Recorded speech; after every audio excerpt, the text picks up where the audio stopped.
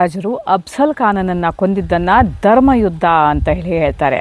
ಯಾಕೆ ಅಂತ ಹೇಳಿದರೆ, ಅಫ್ಜಲ್ ಖಾನ್ ಪ್ರತಿಯೊಂದು ಯುದ್ಧಕ್ಕೆ ಹೋಗಬೇಕಾದ್ರೂ ಏನು ಮಾಡ್ತಿದ್ದ ಗೊತ್ತಾ, ತನ್ನ ಎಲ್ಲ ಪತ್ನಿಯರನ್ನು ಕ್ರೂರವಾಗಿ ಕೊಲ್ತಾ ಇದ್ದ. ಹೇಗೆ ಕೊಲ್ತಾ ಇದ್ದ ಅಂತ ಹೇಳಿದರೆ, ತನ್ನ ಅರಮನೆಯ ಎಲ್ಲ ಭಾಗಗಳನ್ನು ಸೈನಿಕರಿಂದ ಮುಚ್ಚಿಸ್ತಿದ್ದ.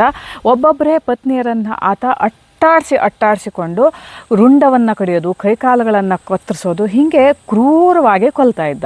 ಶಿವಾಜಿ ಮಹಾರಾಜರನ್ನು ಭೇಟಿಯಾಗುವ ಮುಂಚಿನ ದಿನಾನು ಅಫ್ಜಲ್ ಖಾನ್ ಏನು ಮಾಡಿರ್ತಾನೆ ಅಂತ ಹೇಳಿದರೆ, ತನ್ನ 48 ಪತ್ನಿಯರನ್ನು ಕ್ರೂರವಾಗಿ ಆ ದಿನ ಕೊಂದಿರ್ತಾನೆ.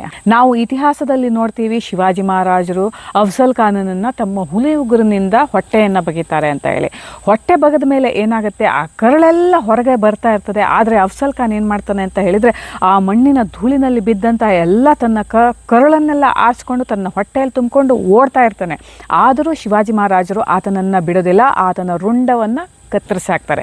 ಹೇಗೆ ಕತ್ತರಿಸಿ ಹಾಕ್ತಾರೆ ಅಂತ ಹೇಳಿದರೆ, ಆತ ತನ್ನ ಪತ್ನಿಯರ ರುಂಡವನ್ನು ಹೇಗೆ ಕತ್ತರಿಸ್ತಾ ಇರ್ತಾನಲ್ಲ, ಹಾಗೆ ಕ್ರೂರವಾಗಿ ಆತನ ರುಂಡವನ್ನು ಸಹ ಅವರು ಕತ್ತರಿಸಿ ಹಾಕ್ತಾರೆ. ಆಮೇಲೆ ಶಿವಾಜಿ ಮಹಾರಾಜರು ಜೀಜಾಬಾಯಿ ಹತ್ರ ಬಂದು ಹೇಳ್ತಾರೆ, ಅಮ್ಮ, ನಾನು ಇವತ್ತು ಧರ್ಮಯುದ್ಧವನ್ನು ಮಾಡಿ ಬಂದಿದ್ದೀನಿ ಅಂತ ಹೇಳಿ. ಯಾಕೆ ಅಂತ ಹೇಳಿದರೆ, ಆ ತಾಯಿ ಆತನಿಗೆ ಕಲಿಸಿರ್ತಾಳೆ, ಸ್ತ್ರೀಯರ ರಕ್ಷಣೆನೇ ಧರ್ಮ ಅಂತ ಹೇಳಿ. ಇಲ್ಲಿ ಆಕೆ ಹಿಂದೂ ಸ್ತ್ರೀಯರ ರಕ್ಷಣೆಯನ್ನಷ್ಟೇ ಮಾಡು ಮಗನೇ, ಮುಸಲ್ಮಾನ ಸ್ತ್ರೀಯರ ರಕ್ಷಣೆ ಮಾಡಬೇಡ ಅಂತ ಹೇಳಿ ಆಕೆ ಹೇಳಿರಲ್ಲ. ಹಾಗಾಗಿ ಸ್ತ್ರೀಯರ ರಕ್ಷಣೆಗೋಸ್ಕರ ಅಫ್ಜಲ್ ಖಾನನ್ನು ಕೊಂದದ್ದಕ್ಕಾಗಿ ಶಿವಾಜಿ ಮಹಾರಾಜರು ಅಫ್ಜಲ್ ಖಾನನ್ನು ಕೊಂದದ್ದನ್ನು ಧರ್ಮಯುದ್ಧ ಅಂತ ಹೇಳಿ ಹೇಳ್ತಾರೆ.